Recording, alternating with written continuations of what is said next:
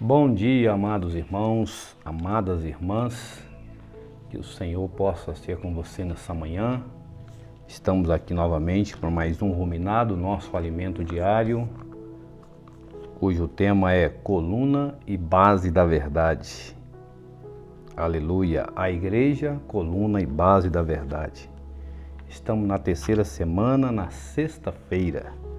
Vamos juntos desfrutar dessa palavra que tem vindo a nós com o espírito profético. Ó Senhor Jesus, o nosso tema hoje é o grande mistério da piedade, parte 1. O versículo que nós queremos ler com vocês é 1 Timóteo, capítulo 3, os versículos serão o 15, 14, 15 e versículo 16. Fala assim: Escrevo-te estas coisas esperando ver-te em breve, para que se eu tardar fique ciente de como se deve proceder na casa de Deus, que é a igreja do Deus vivo, coluna e baluarte da verdade. Evidentemente, grande é o mistério da piedade. Aquele que foi manifestado na carne foi justificado em espírito, contemplado por anjos, pregado entre os gentios, crido no mundo e recebido na glória. Aleluia, louvado seja o Senhor. Então, nesse tema nós podemos ver hoje que a igreja é a casa de Deus. E como casa de Deus, ela é a coluna e base da verdade. Mas também nós podemos ver que a igreja é o mistério da piedade. E nós sabemos que, num conceito geral, as pessoas entendem piedade como um viver religioso, uma devoção religiosa, um comportamento religioso. E isso não precisa de uma mudança interior, de uma atitude interior. É uma coisa exterior. E as pessoas se importam mais com as coisas exteriores do que com a transformação interior. Mas para Deus isso não é suficiente, ter um viver religioso, um comportamento religioso. O que Deus quer é o mistério da piedade. Qual que é a vontade de Deus para a sua vida, para a sua igreja? Está aqui, é o mistério da piedade. E o que vem a ser o mistério da piedade é sua própria vida sendo vivida e manifestada na igreja. Então a igreja, como o grande mistério da piedade, precisa expressar e manifestar a vida de Deus. Outro ponto é que é um mistério. E a gente sabe que o mistério é algo que precisa ser explicado, revelado. Então a vida da igreja é um mistério para muitas pessoas. Muitas pessoas sabem o que é uma igreja, sabem o que é um culto, mas quando elas vêm para as nossas reuniões, que elas veem o nosso espírito de irmandade, a nossa comunhão, a nossa alegria, a nossa unidade, elas não entendem como eles conseguem fazer isso. A explicação para isso é que o viver da igreja é o grande mistério da piedade. Ali tem a vida de Deus sendo manifestada através dos irmãos, através das irmãs, dos jovens, dos adolescentes. Isso é o que Deus quer. Tudo isso aí é um mistério que ele é revelado através do nosso viver. Então, o mistério da piedade é o viver de uma vida adequada da igreja. Não importa o número de irmãos que reúne com você. O importante é se esses irmãos que reúnem, eles estão vivendo a adequada vida da igreja. Sabemos que não é fácil, envolve uma grande batalha espiritual. Nossa missão na igreja como coluna e base da verdade é expressar a Deus. E quando as pessoas olharem para a igreja, olharem para nós, elas devem ver essa verdade, essa realidade, porque vem o próprio Deus sendo expresso em nós. Então a igreja precisa expressar a vida de Deus. Não é expressar as opiniões, a vida da alma, os frutos da carne. Não. Nós fomos chamados para expressar a vida de Deus. E também sabemos que Satanás, os anjos caídos, os demônios, eles não temem a nós como seres humanos, como meros mortais, ou como pessoas religiosas, ou até mesmo como pessoas que têm um bom conhecimento bíblico, doutrinário, porém morto. Satanás não teme isso. Satanás não teme o número de irmãos da nossa localidade. O que Satanás teme é o nosso viver, expressando a vida de Deus.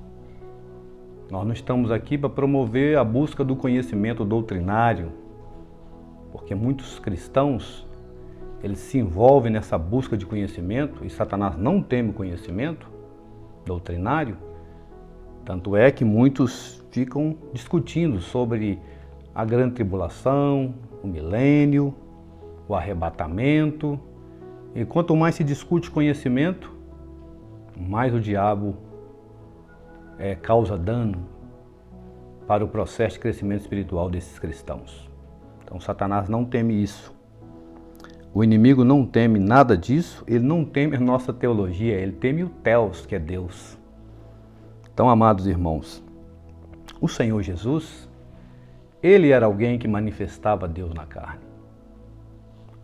No capítulo 1 de João, do Evangelho de João, nos mostra que, no capítulo 1, versículo 14, fala que o verbo, primeiro versículo 1 fala que no princípio era o verbo estava com Deus e o verbo era Deus. E o 14 fala que o verbo se fez carne, tá vendo? Deus manifestado na carne do Filho, da pessoa do Senhor Jesus. Então o verbo se fez carne e habitou entre nós cheio de graça, cheio de verdade. E João dá um testemunho, e vimos a sua glória, glória como do unigênito do Pai. Então o Senhor Jesus, ele era alguém que expressava Deus, alguém que vivia Deus, quem olhava para ele estava vendo o próprio Deus. O versículo 18 diz assim: ninguém jamais viu a Deus, o Deus unigênito que está no seio do Pai é quem o revelou. Então o Senhor Jesus era tal pessoa, e os demônios, Satanás, tremia a presença do Senhor Jesus. No Evangelho de Mateus, capítulo 8, quero ler rapidamente para vocês, capítulo 8, versículo 28 e o 29, fala assim: tendo ele chegado à outra margem, Jesus, à terra dos Gadarenos, vieram-lhe ao encontro dois endemoniados, saindo dentre os sepulcros, e a tal ponto furiosos, que ninguém podia passar por aquele caminho. E eis que gritaram: que temos nós contigo, ó Filho de Deus? Vieste aqui atormentar-nos antes do tempo? Então os demônios tremiam quando via o Senhor Jesus. E nós sabemos que o objetivo de Deus desde o princípio é que ele criou o homem e a mulher para expressar e manifestar Deus. Isso nós podemos ver em Gênesis capítulo 1, o registro de Gênesis capítulo 1, versículo 26 e até o 28, nos mostra aqui que o objetivo de Deus, esse mistério, esse grande mistério da piedade, é coisa do plano da economia de Deus desde a eternidade. Ele diz assim: também disse Deus, façamos o homem à nossa imagem, conforme a nossa semelhança, e tenha ele domínio sobre os peixes do mar, sobre as aves do céu, sobre os animais domésticos, sobre toda a terra e sobre todos os répteis que rastejam pela terra. Criou Deus, pois, o homem à sua imagem. A imagem de Deus o criou, homem e mulher os criou. E Deus os abençoou e lhes disse: sede fecundo, multiplicai, enchei a terra, sujeitai-a, dominai sobre os peixes do mar, sobre as aves do céu, sobre todo animal que rasteja pela terra. Então aqui o propósito de Deus era que o homem enchesse a terra da sua manifestação, da vida divina. é o grande mistério da piedade. Nós sabemos, todavia, que o homem não seguiu esse caminho e ele caiu, perdendo assim essa grande chance de expressar a vida de Deus e de manifestar o domínio de Deus sobre a terra. Mas graças ao Senhor, que o Senhor Jesus veio e resgatou-nos o direito de poder manifestar a vida divina. Então hoje, por meio da igreja, nós temos o direito de expressar, de manifestar o grande mistério da piedade. Então, quando os demônios olharem para nós, para o nosso viver, eles deverão temer. O mundo está cada dia mais envolvido com o mistério da iniquidade. Mas nós, na igreja, devemos estar cada dia mais envolvido com o grande mistério da piedade, que é manifestar Deus na carne. Aleluia! Nós, na igreja, estamos expressando Deus. E quando temos um viver que expressa Deus, as hostes malignas temem. Romanos capítulo 16, versículo 20, Paulo fala que em breve o Senhor vai esmagar debaixo dos nossos pés a Satanás. Então os pés aqui faz referência à igreja, mas uma igreja que vive adequadamente a expressão da vida divina.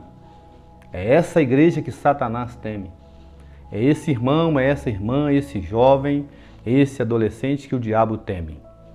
O diabo não teme aquele jovem, aquele adolescente, aquele casal, aquela família que tem muito conhecimento, mas não tem expressão da vida divina. Então é isso aí que nós devemos seguir. E nós podemos ver aqui no decorrer do versículo de 1 Timóteo, no capítulo 3,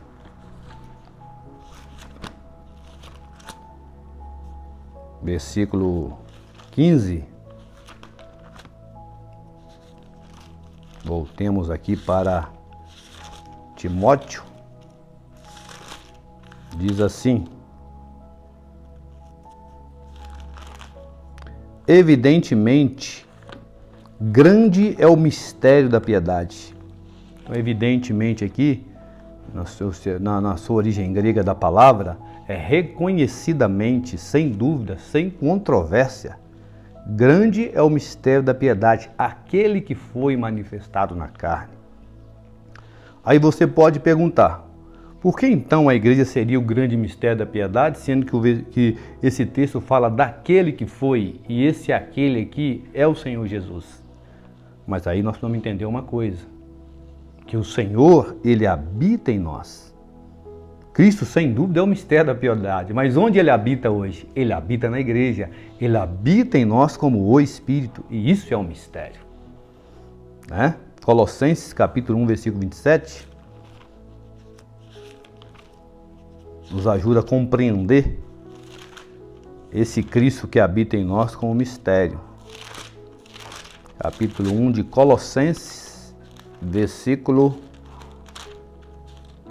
27, fala assim: aos quais Deus quis dar a conhecer qual seja a riqueza da glória deste mistério entre os gentios, isto é, Cristo em vós, a esperança da glória. Então Cristo está em nós. E o último versículo que eu quero ler é Gálatas capítulo 2, versículo 20, que diz assim: logo já não sou eu quem vive, mas Cristo vive em mim. E esse viver que eu tenho agora, vivo pela fé no Filho de Deus que me amou e a si mesmo se entregou por mim. Então eu tenho um viver.